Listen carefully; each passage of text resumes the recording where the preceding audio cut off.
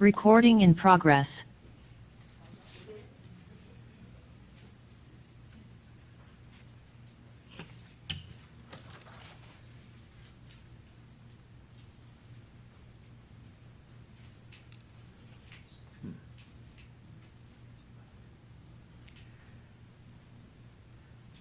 I want to share some words by Nicholas Black Elk, a medicine man of the Oglala Lakota Sioux. And these words come from an interview with journalists in 1932. And just a comment, remembering your history. This was not that long after the Battle of Little Bighorn, when the lands of the Sioux basically were taken over, as so many other tribes of Native Americans in our country, by an expanding United States of America. So in a way, Black Elk is speaking about loss, the loss of his equivalent of a country. And yet, there's a tone in here which resonated with me, which is why I chose this.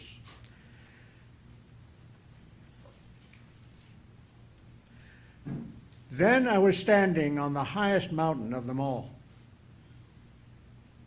and round beneath me was the whole hoop of the world. And while I stood there, I saw more than I can tell, and I understood more than I saw. For I was seeing in the sacred manner the shape of all things of the Spirit, and the shapes as they must live together like one being. And I saw that the sacred hoop of my people was one of many hoops that make one circle, wide as daylight and starlight. And in the center grew one mighty flowering tree to shelter all the children of one mother and one father. And I saw that it was holy.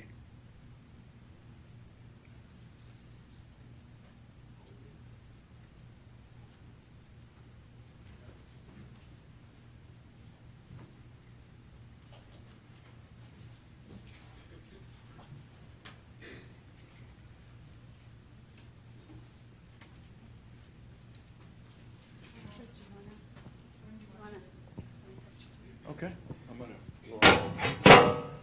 Sorry.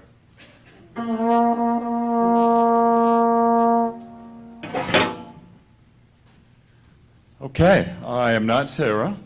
Sarah couldn't sing for you this morning because she has a very bad throat and a cold.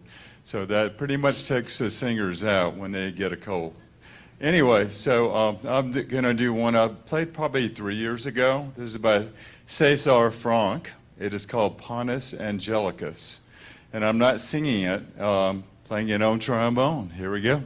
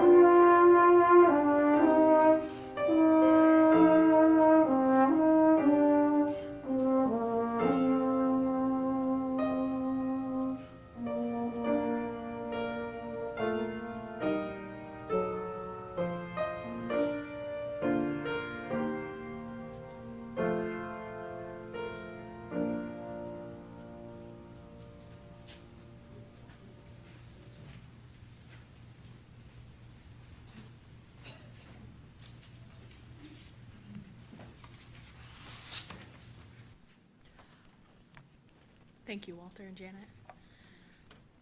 This community of care is created through our work and time together, our commitment to one another. This is our covenant, to walk together in loving fellowship, to share our hopes and values. As we pass these baskets, we thank you for your generous gifts, which support the work of this religious community and Unitarian Universalism in the world at large. As a reflection of our values, we are pleased to participate in the Change for Change program. The coins you place in the basket today will support the work of nonprofits in and around the Grand Valley. With gratitude, we will now receive today's offering.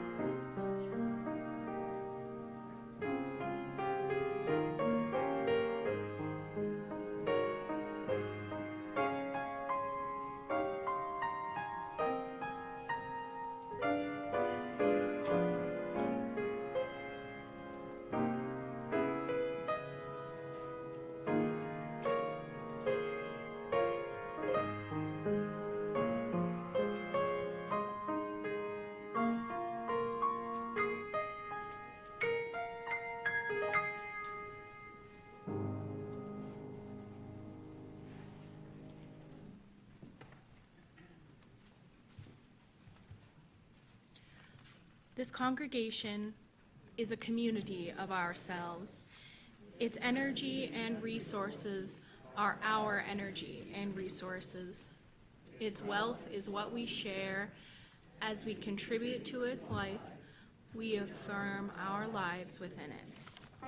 From you I receive, to you I give, together we share. I receive, to you I give, together we share, and this we will. Now please join us in hymn number 159 in your gray hymnal, This Is My Song.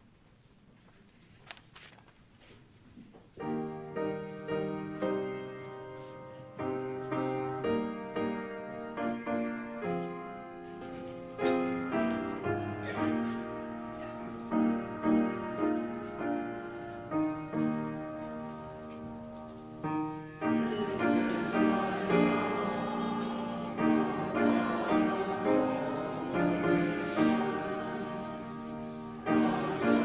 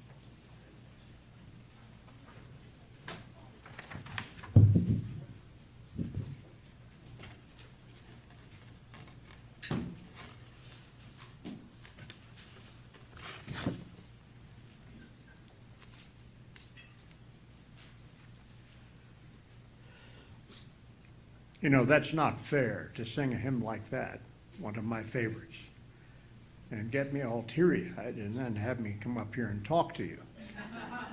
Didn't you pick it? No, I didn't pick it. Others more clandestine in this congregation picked it. They must have known.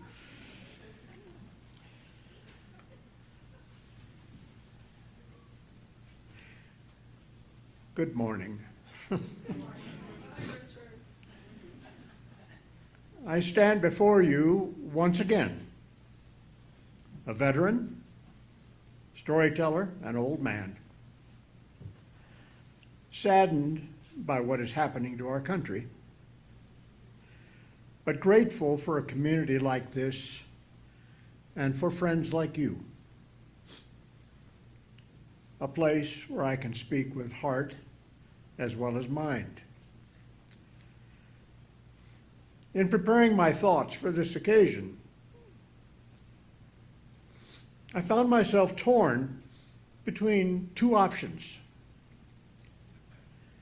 One, a passionate critique of the actions and policies of some of our fellow citizens and their leader, urging us backward into the past. Or two, a just as passionate plea to learn both from the past and from those actions and policies and strive to rebuild, reconstruct our way forward into the future. Wise old friends counseled the latter, which is the approach I will take this morning. You are lucky, my friends. Tomorrow we will celebrate Memorial Day.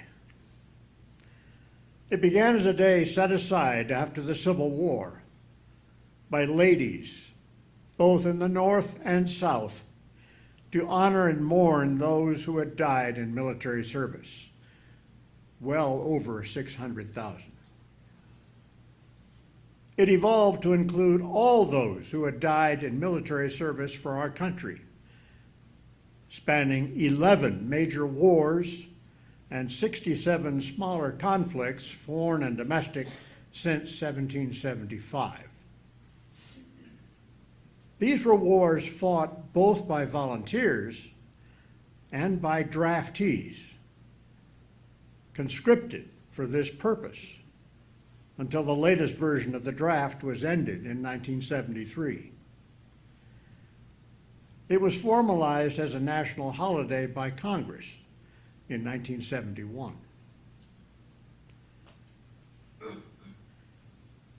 It is a day of death and loss.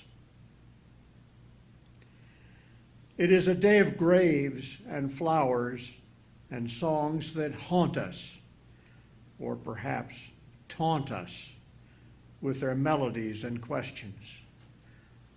From Amazing Grace to Where Have All the Flowers Gone?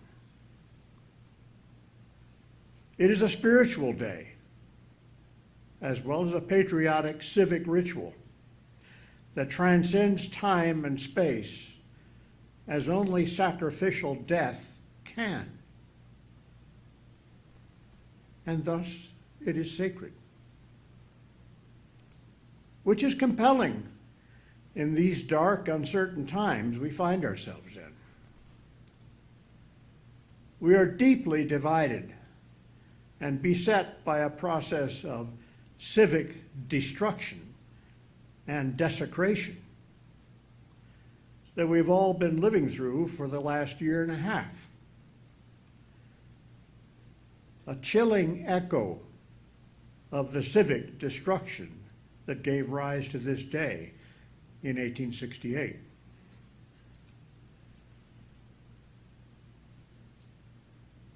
We need sacred rituals like Memorial Day, now more than ever.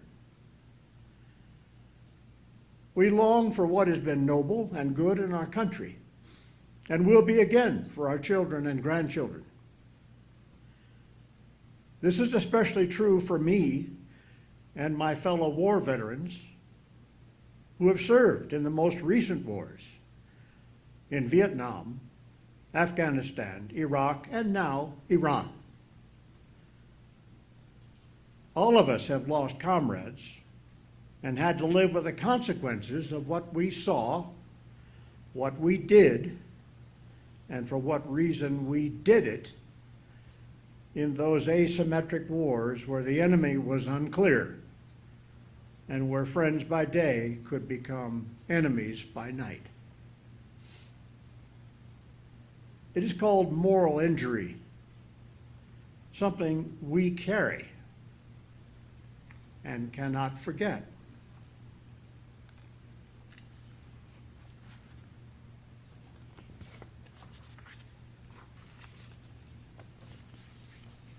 There are three things I want to do with you this morning.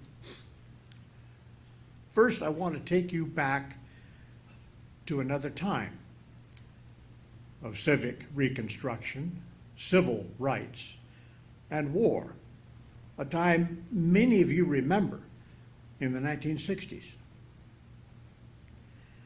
I will do this with cartoons, political cartoons designed to express what was happening to our country through the eyes of a college student. I will then tell you what happened to that college student as our country went to war in Vietnam. Second, I will then take you back to the 1990s, a time of global transformation as the Cold War ended and the internet and electronic commerce increased our interdependence with other countries. I will do this by sharing the experiences of that same college student as he returned to Vietnam 30 years later as a consultant intent on helping its people adapt and survive in that transformed world. It is a small story on a big, complicated subject. My hope is that this story will resonate and perhaps spark further thought and action among you and all those who care about this country and the world of which it is part. Who knows? With luck, this could be a bit of kindling for the fire of reconstruction we need on this 250th anniversary of our independence. We will do all of these things with slides and images, which I will narrate and Cynthia will project. So without further ado, here we go. Hold on, I'm not sure how this will work, but we're going to do it.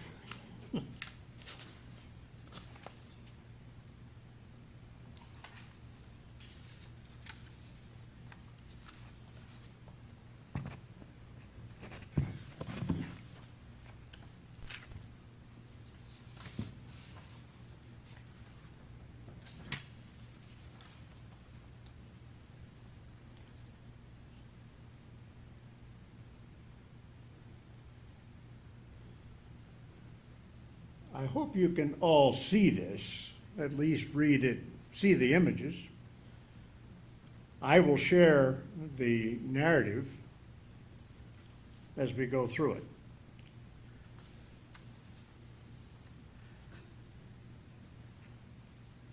The caption for this cartoon is "The Squeeze."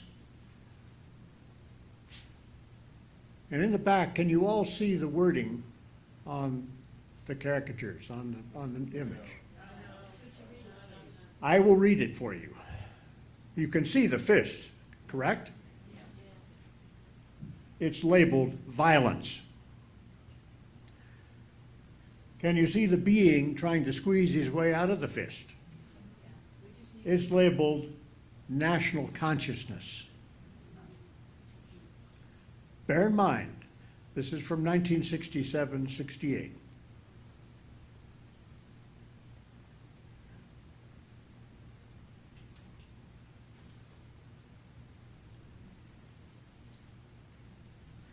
The caption for this one is "The Agony of Nonviolence."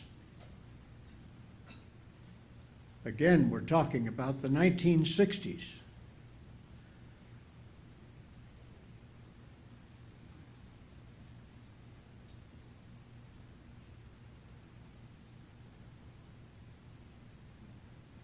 And on some of these, I would like to get through these efficiently, but they have emotional content, which makes me pause. So if I hesitate a moment or two between these slides, please forgive me. My thoughts are hard to keep focused.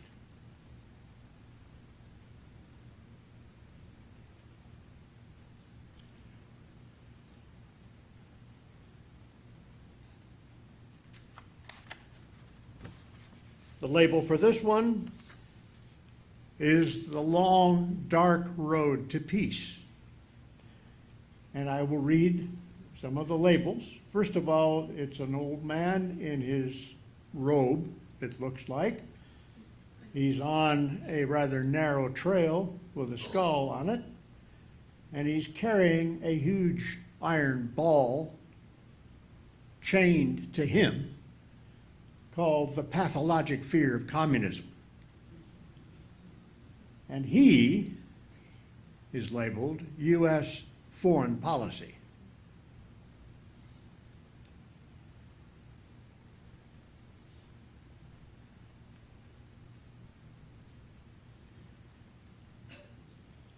The next one, the caption is "Rub-a-dub-dub." And what it features is a tiny floating barrel, I guess you'd call it, with 3 characters in it. On the left is the Pentagon, and on the right is the CIA. And in the middle is the State Department, looking rather bedraggled and unsure of how to navigate. And circling around are sharks: Vietnam, Latin America, etc.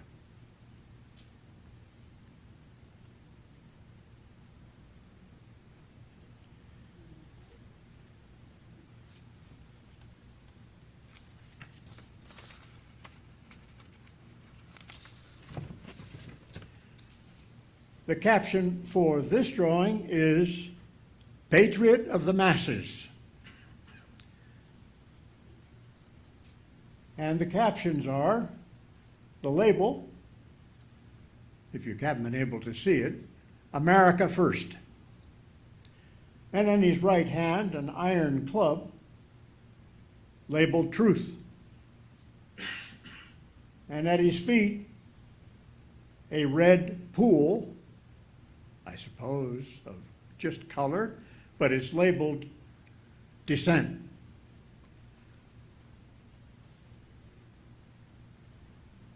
And behind that is an old book, and the title is "The Big Stick" by Teddy Roosevelt.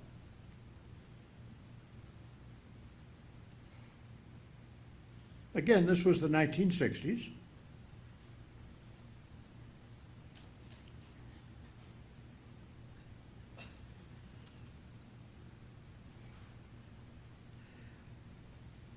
The caption on this one is "Always Hungry."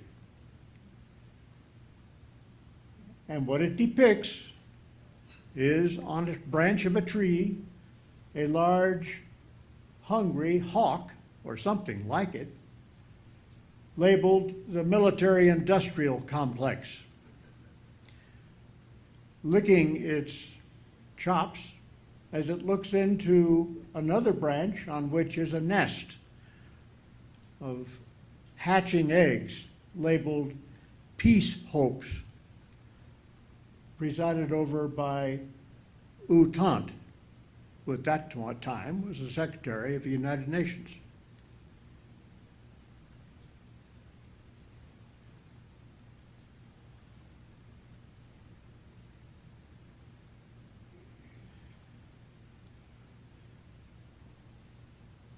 And on this one, I hope you can see the images.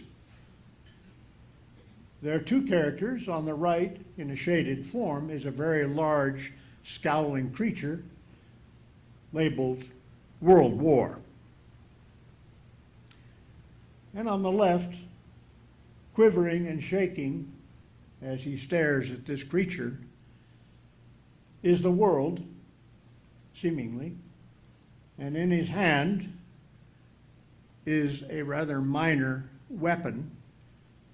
It looks like a pop gun. And the label there is United Nations influence. And the caption is, "Not you again."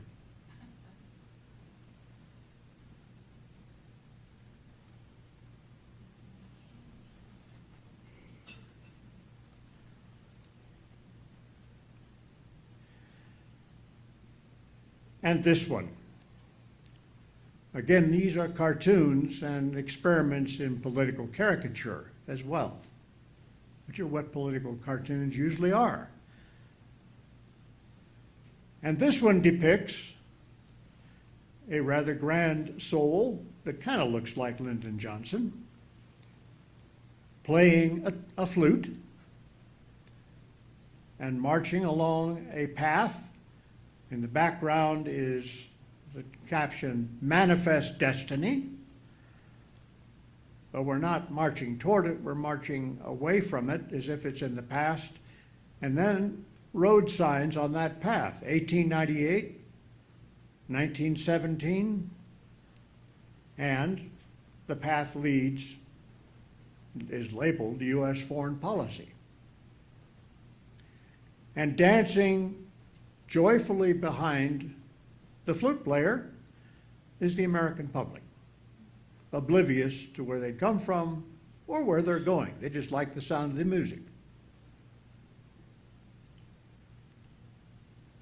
And the label on that one is an old familiar tune.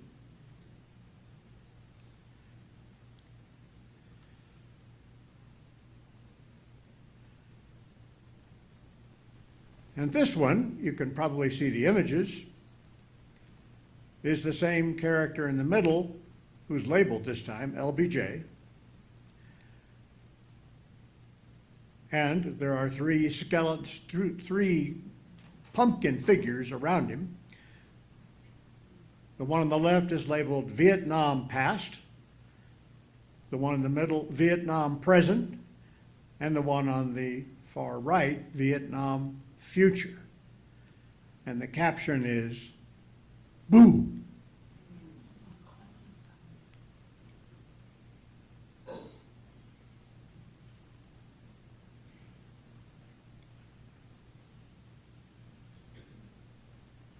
The next one is a visit to a bed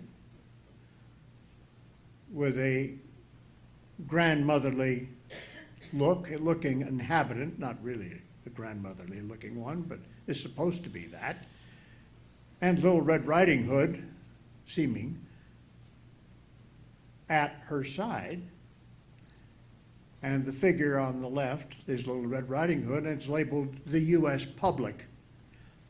And she's carrying votes. And she's looking up at, quote unquote, Grandma.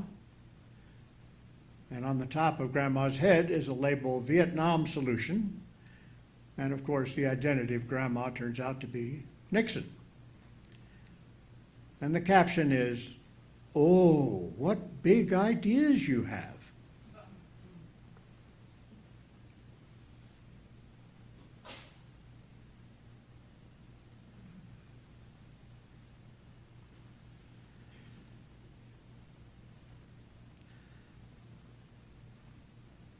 A darker cartoon.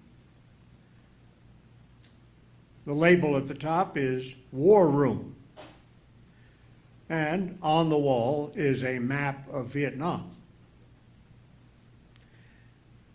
And then a ghostly figure in black with a scythe over his shoulder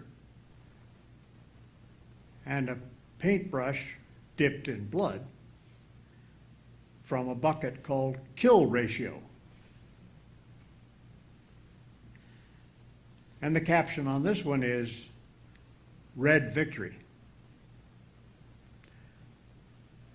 Victory, the red, refers to blood, not to an ideological orientation.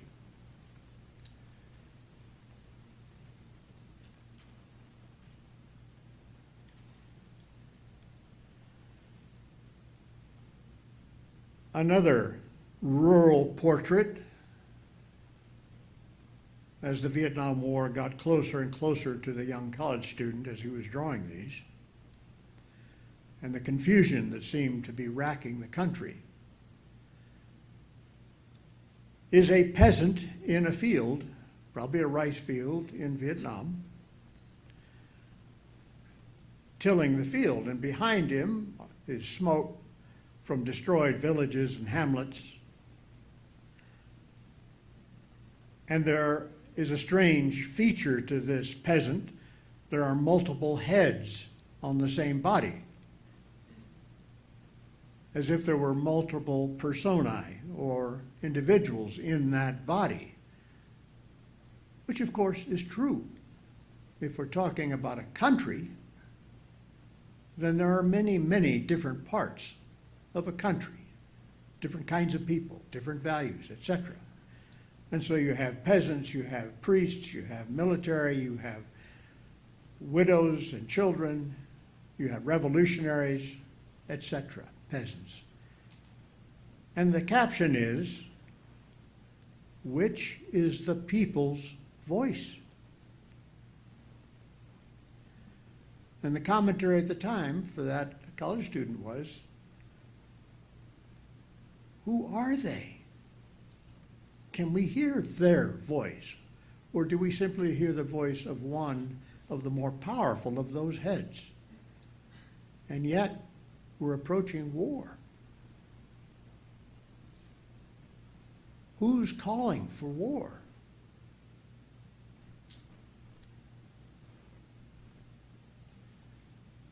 And as the times got even closer, the college student began to really begin digging into some of the inner turmoil that he had a hard time expressing conversationally. And so he did it through drawings. And he seemed to be intrigued with this multi-headed, multi-charactered portrait of a single being. So in this case, there's a single being,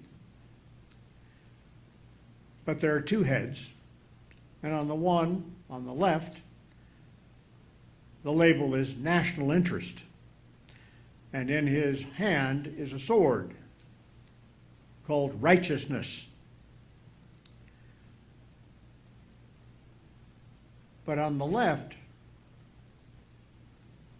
it'll be your right as you're looking, is another head and body, completely different emotion, with tears in his eyes and clutching at the sky. And in his left hand are branches of peace, olive branches probably, and the label on him is humanitarian concern. And the caption is, will the real patriot step forward?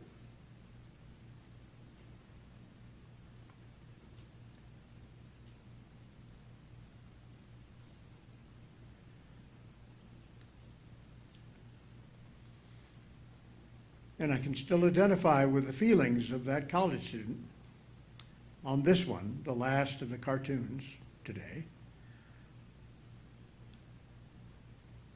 It's a takeoff on Jonah and the whale, Jonah has been swallowed by the whale and is now inside trying to navigate his way, figuring out what's happened and where he's going. And he has a candle in his hand. His little craft is called Ship of State, and the flag above it, the U.S. flag, is being flown upside down. And on the ball, illuminated by that candle, in dark letters, is the Vietnamese dilemma. And the current is carrying this little craft down toward the throat. And that current is labeled escalation. And floating in front of us in a little bottle with a cork in it is true American patriotism.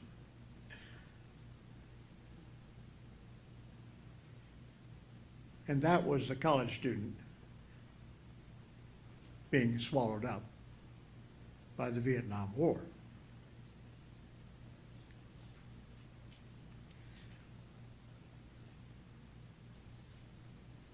And it's kind of a self-portrait of that college student. As time got very close, the calendar says May 1967,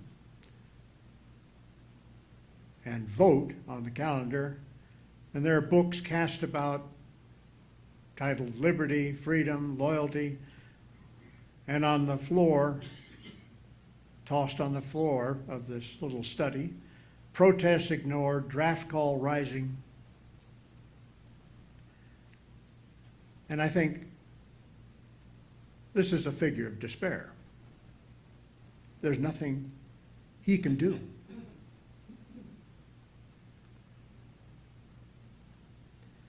And the label for that is frustration.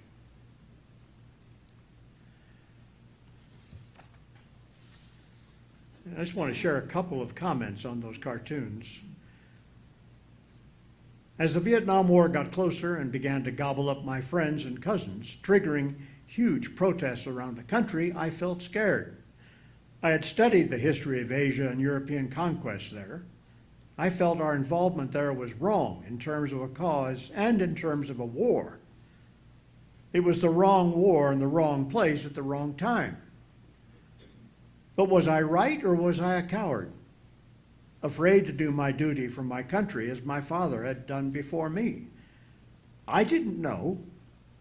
And for reasons I still don't fully understand, I began to tell stories about my struggles and those of my friends in a strange way. Political cartoons. And to my surprise, it seemed to work.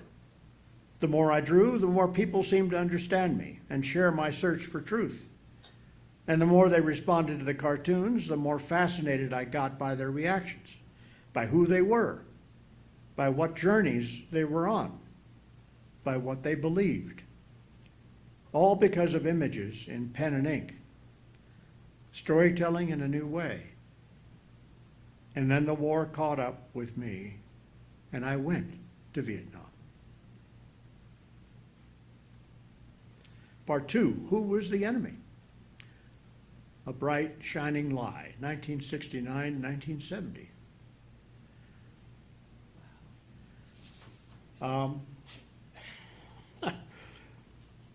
just going to read you the captions on the side.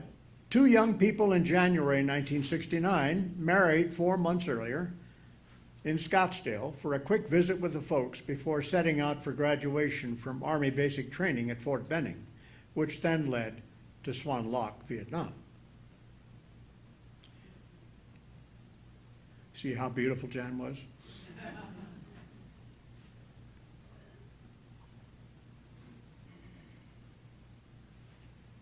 Just a few images of Vietnam.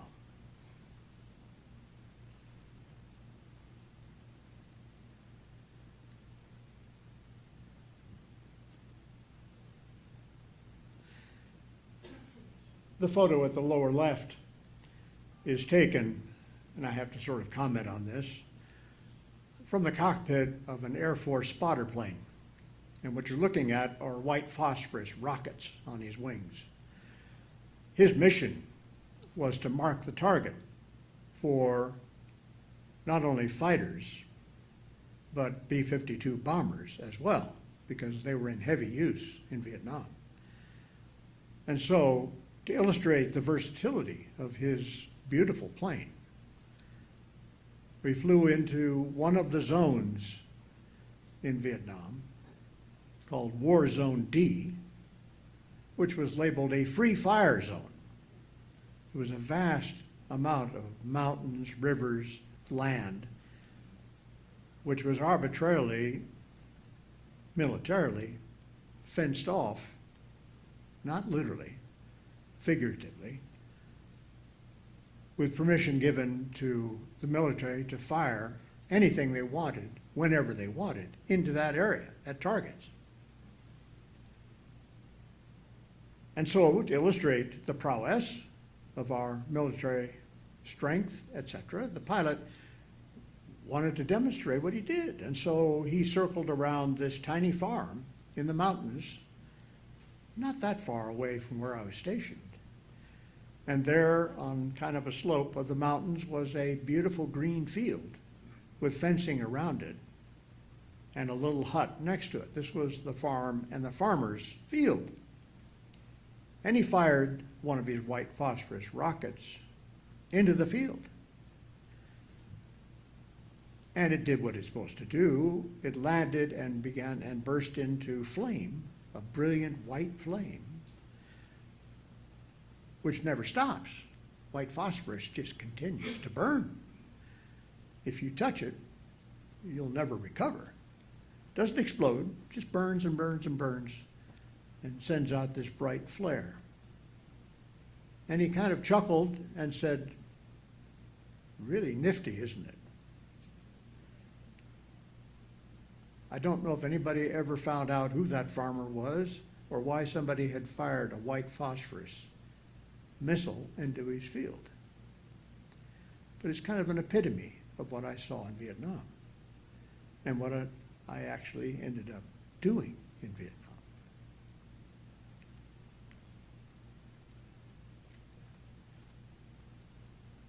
Two young men, an advisor from the U.S. who wanted to be a teacher, and Captain Chet, an officer from the 18th South Vietnamese Army Division, who wanted to be an airline steward for Air Vietnam.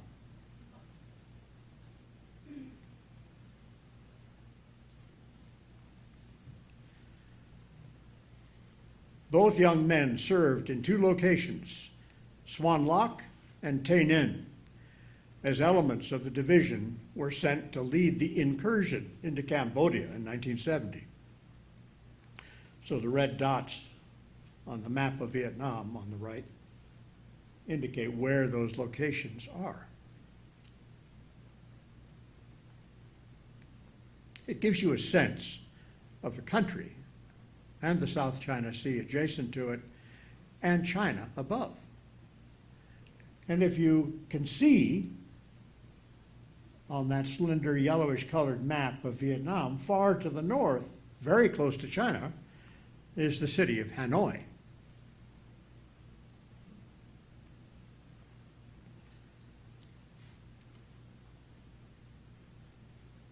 And a picture here, which is a memorial in the central square of Swan Loc, where I was stationed, commemorating victory of North over South Vietnam upon the defeat of the 18th South Vietnamese Army Division and the death of the young ARVN officer at the final battle of the war 5 years later on April 30th, 1975, 5 years after I came back. And the last section, part 3, can enemies become friends? 24 years later, 1999-2001.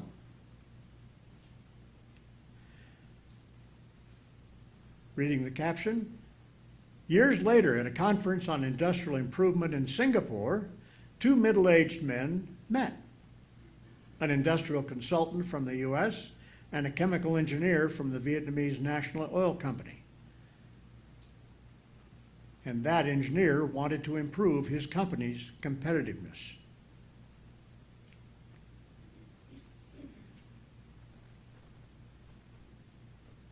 Caption: having trained 25 members of the chemical engineer staff, the industrial consultant and the enemy, who turned out to be Dr. Nam, discussed the final battle at the memorial in Swan Loch 24 years later, on 30 April 1999. It was less than a mile from where the consultant had served.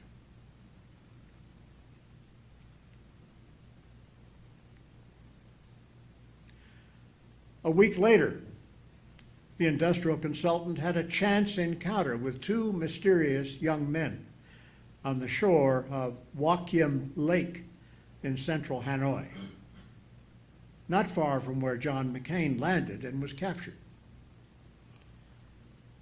Ominously, the men were insistent that he come with them, and fearing the worst and having little choice, he agreed.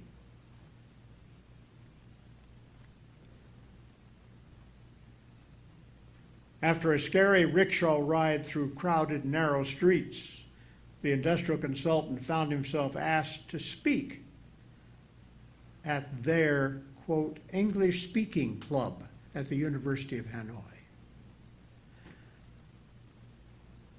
But on the way there, I was terrified. I thought I was being kidnapped. There were no other Americans wandering around. And with the enormous grievances, hatred in the hearts of all who had lived through our destructive capacity, what was going to happen to me? Would I be simply taken someplace, killed, and forgotten? No way to get help. And here I was in a rickshaw, of course. I didn't have much choice. But over the next 2 weeks, that encounter resulted in a whirlwind of visits to Vietnamese industrial plants, the Ministry of Industry, and plans for a ministerial visit to oil companies in Houston, Texas.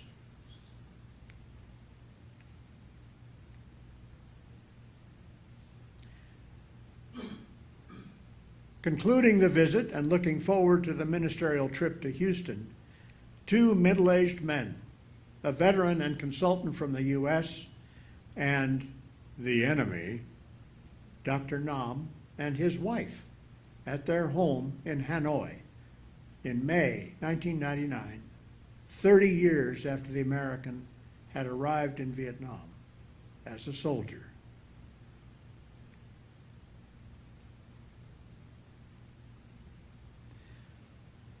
The middle-aged American with the daughter of the enemy, about the same age as his own daughter, in Hanoi in May 1999, remembering the past and hoping for an end to war and a better world in the future.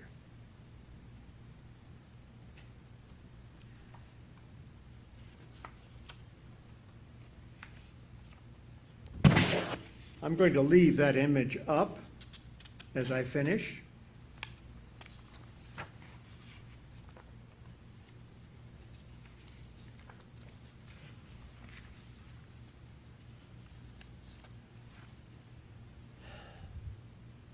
What you saw and heard is a story of recovery and hope that might have expanded had it not been foreclosed by the horrors of 9/11 a few months later. This had all occurred in 2001.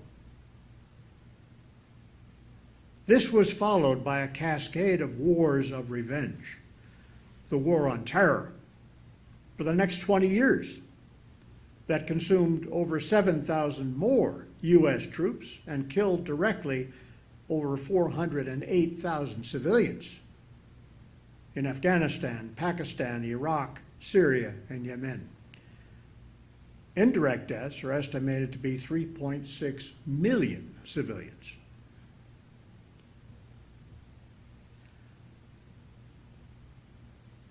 Beyond this sad conclusion, we cannot go, at least in this presentation, but perhaps we can and should in others to come. Thank you for listening to this old veteran.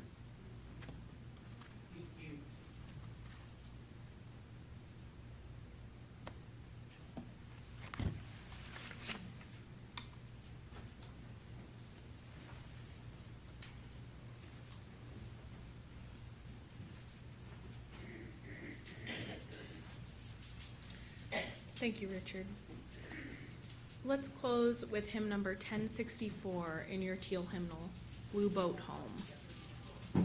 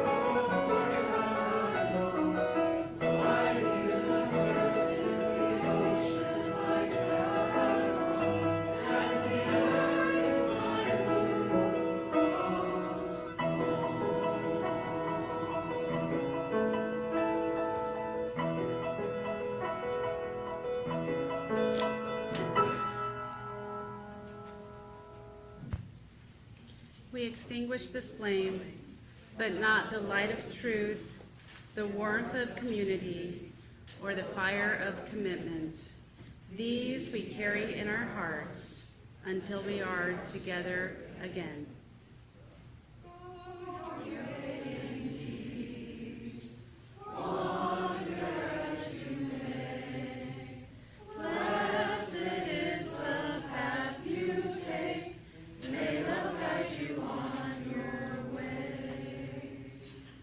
Go now in peace. Amen. If you'd like to join us for a birthday party for Jeannie, there is good cake back there. And if you are on Zoom, I am going to enable you to join our virtual coffee hour.